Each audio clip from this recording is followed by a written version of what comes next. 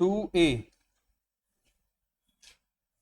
Activity based costing का question है। मैं बहुत ही तेजी से इस क्वेश्चन को कराऊंगा, मतलब मैं फिगर्स नहीं डालूंगा, फिगर्स डालना आपका काम होगा, ठीक है। और हम लोग क्वेश्चन कर रहे हैं इसके, इस क्वेश्चन को करते हैं तेजी से। देखिए, आपको बता दिया एक्टिविटीज दे दी, कॉस्ट ड्राइवर का रेट दे दिया, मतलब सीधे सीधे ये कॉस्ट ड्राइवर का रेट दे रखा है। फिर हर शर्ट का प्राइस आपको 1000 बता दिया, और सॉरी 600 आपको कॉस्ट बता दी हर शर्ट पे, मतलब 400 का आपको कंट्रीब्यूशन हो सकता है। सीईओ जो है लग्जरी डिजाइनर का, वो चाहता है कॉस्ट प्रॉफिटेबिलिटी चारों कस्टमर की इवेल्युएट करना, तो उसने एक्सप्लोर की अपॉर्चुनिटीज को ताकि उसकी प्रॉफिटेबिलिटी इंक्रीज हो सके नेक्स्ट ईयर में। ये डेटा दे दिया 4 कस्टमर्स का, ठीक है। और लास्ट में you are required to calculate customer level operating income, पहली चीज, and operating income as a percentage of revenue. समझ में आया? मतलब जैसे नेट प्रॉफिट रेशियो होता है ना, नेट प्रॉफिट रेशियो समझते हो, ठीक है, बिल्कुल वैसे ही।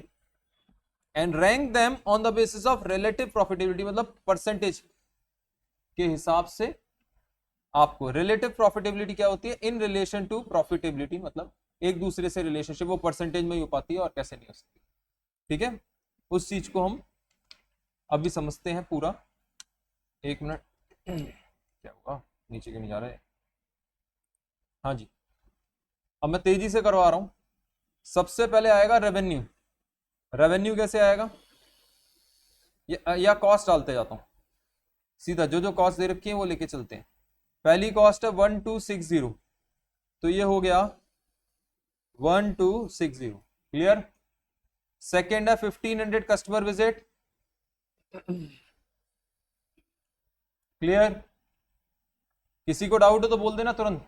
रेगुलर डिलीवरी, किलोमीटर ट्रेवल पे ध्यान देना, ठीक है।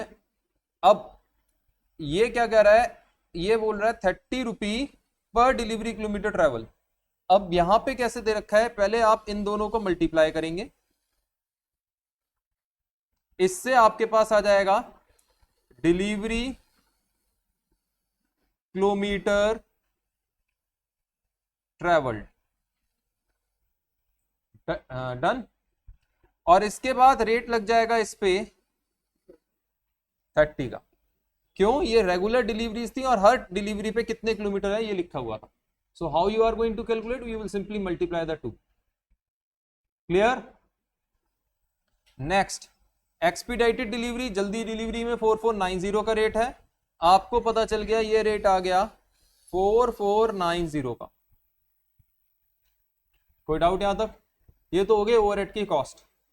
अब बचा क्या, एक तो आपकी रेवेन्यू, एक बचा कॉस्ट जो प्रोडक्शन की है। अब हमारे को 1000 का बेचना था, हमसे कहा था रेवेन्यू कितना है 1000, तो यहां पे 300 का डिस्काउंट दे रहा हूं, 300 का, 200 का डिस्काउंट, 100 का डिस्काउंट एंड 50 का डिस्काउंट, इस तरीके से। लिस्ट प्राइस क्योंकि 1000 था ना, क्लियर है। तो अब आप बेच कितने पे रहे हो, आप कह रहे हो कि सर देखो ध्यान से, यहां पे आपको दिया था नंबर ऑफ परचेज ऑफ 50। अब 50 अगर परचेज ऑर्डर है और एवरेज नंबर ऑफ शर्ट्स एक ऑर्डर में है 215, तो यहां आप क्या करेंगे 50 इंटू 215, समझ में आया? पक्का?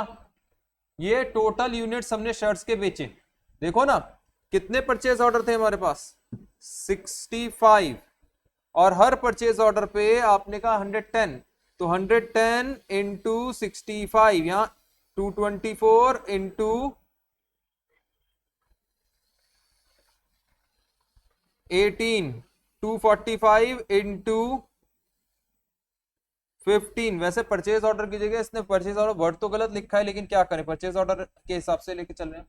परचेज ऑर्डर कौन होता है, हमने कितने परचेज किए, ठीक है, डिलीवरी ऑर्डर होना चाहिए कायदा में, लेकिन उसने जो दे रखा है उसी के हिसाब से लेंगे।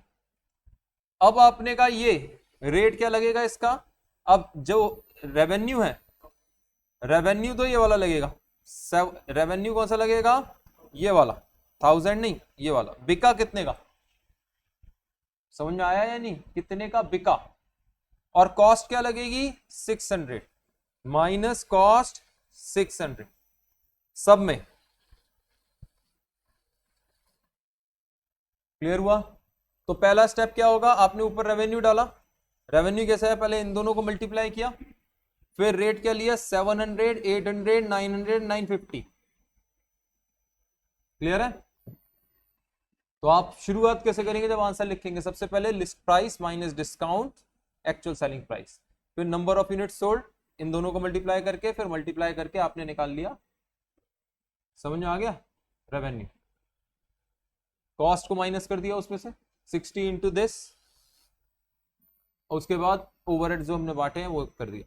मेरे पास कस्टमर लेवल ऑपरेटिंग इनकम आ जाएगी, फिर जो भी इनकम आएगी उसको इन टर्म्स ऑफ रेवेन्यू कर दूंगा परसेंटेज, और फिर रैंकिंग करूंगा। रिलेटिव मतलब एक दूसरे के रिलेशनशिप में। देखो दो चीज होती हैं, एक होता है एब्सोल्यूट, एक होता है रिलेटिव। दोनों में अंतर पता है? क्या अंतर होता है? मैं आपको समझाता हूं।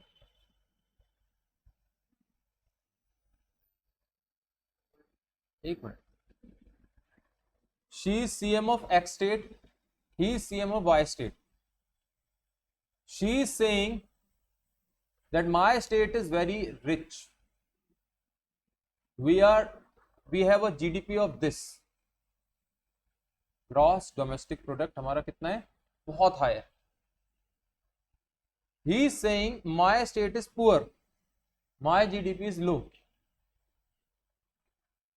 तो क्या मैं मान लूं कि ये सही बोल रहे हैं? हाँ, बोल तो सही रहे हैं, लेकिन इसको कंपैरिजन कैसे करें कि ये रिच कितनी है और ये पुअर कितना है? सबसे स्टूपिड थॉट है एब्सोल्यूट में कंपेयर करना। आपने कहा क्या मतलब? क्यों? इसके पास जीडीपी मतलब क्या, टोटल जितनी भी रेवेन्यू वगैरह आ रहा है या जितना भी कुछ हो रहा है वो इसके यहाँ ज्यादा हो रहा है? नहीं। इंडिया अगर 5th नंबर पे आ गया जीडीपी पे, तो क्या आपको गरीबी नहीं दिख रही? आपको ये गलतफहमी हो गई है कि इंडिया बहुत रिच हो गया है? मतलब कुछ दिन बाद, सच्ची बोल रहा हूं, 3rd पे भी आ जाए कोई बड़ी चीज नहीं है, तो आप ये मान लोगे कि ऑस्ट्रेलिया, जापान, इंग्लैंड सब इंडिया से पीछे हैं, सब गरीब हैं, हम रिच हैं। ये सबसे बड़ा मिथ है एब्सोल्यूट का, और ये पॉलिटिशियंस हमारे साथ ऐसे खेलते हैं। हमें क्या सोचना चाहिए, पर पर्सन मतलब पर कैपिटा। बात समझे कि नहीं समझे? Right way of thinking is what, पर पर्सन इनका निकाल लो, पर पर्सन उसका निकाल लो, पता चल जाएगा। क्या पता यार इसके यहाँ लोग ही कम है, उसके बहुत ज्यादा भीड़ हो। पॉइंट समझे? तो रिलेटिव निकाला जाता है हमेशा बेस लेके, कभी भी, चाहे वो परसेंटेज हो चाहे किसी टर्म्स में निकाला जाता है। कभी भी आप एब्सोल्यूट में कंपेयर करेंगे तो गलत आएगा, उसका सही बेस नहीं होता ना कंपैरिजन का। अब जैसे मैंने आपको लास्ट क्लास में एक एग्जांपल दिया था 2 पर्सन्स का, एक को मैंने जगह अपने आप दे दी थी, तो वो बेस सही नहीं था। तो बेस बराबर करो ना, बेस बराबर क्या है, जहां पे पर कैपिटा कर दिया, समझे? ऐसे ही परसेंटेज होता है पर 100%, का मतलब पर 100। क्लियर हुआ?